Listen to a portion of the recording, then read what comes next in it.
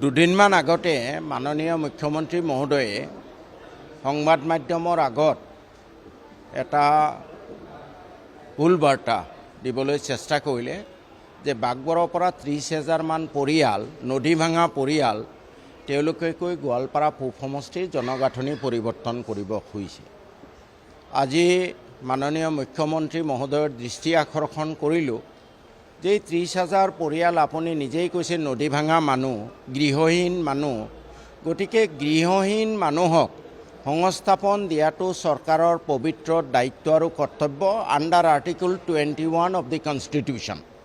গতিকে যদি আপুনি গোৱালপাৰাত বিচৰা নাই, য'ত চৰকাৰী মাটি আছে, যদি তেওঁলোক ভাৰতীয় নাগৰিক হয়, তেওঁলোকক সংস্থাপন দিয়াটো আপোনাৰ দায়িত্ব আৰু কৰ্তব্য।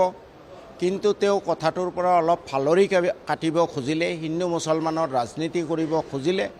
তেনে ক্ষেত্ৰত মই তেখেতক দাবী জনালোঁ যে আপুনি অসমৰ মুখ্যমন্ত্ৰী, অসমৰ ৰজা, গতিকে আপুনি ৰাজধৰ্ম পালন কৰক।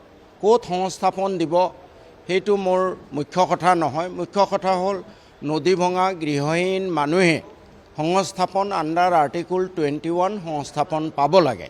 তেওঁ আৰু এটা কথা ক'লে যে এতিয়াৰ পৰা নতুন মানুহ আহিব নোৱাৰে। এতিয়া নদীৰ গৰাখহনীয়াত গৃহহীন হোৱাৰ পিছত তেওঁলোকে ক'ৰবাত নহয় ক'ৰবাত আশ্ৰয় ল'ব লাগিব। তেওঁলোকক হয় ক'ৰবাত আশ্ৰয় দিব লাগিব আৰু নহ'লে গুলিয়াই মাৰিব লাগিব। যদি তেওঁলোক ভাৰতীয় নহয় তেতিয়াহ'লে কাঁটাতাৰৰ বেৰা পাৰ কৰি দিয়া হওক, আমাৰ কোনো আপত্তি নাই। But it should follow' the due process of law'. এইখিনিয়ে মোৰ ক'বলগীয়া। মই মুখ্যমন্ত্ৰী মহোদয়ক আকৌ দাবী জনাইছোঁ যে গৰাখহনীয়াত গৃহহীন হোৱা মানুহখিনিক সংস্থাপন দিয়া ৰাজ্যৰ মুখ্যমন্ত্ৰী হিচাপে আপোনাৰ পবিত্ৰ দায়িত্ব আৰু কৰ্তব্য।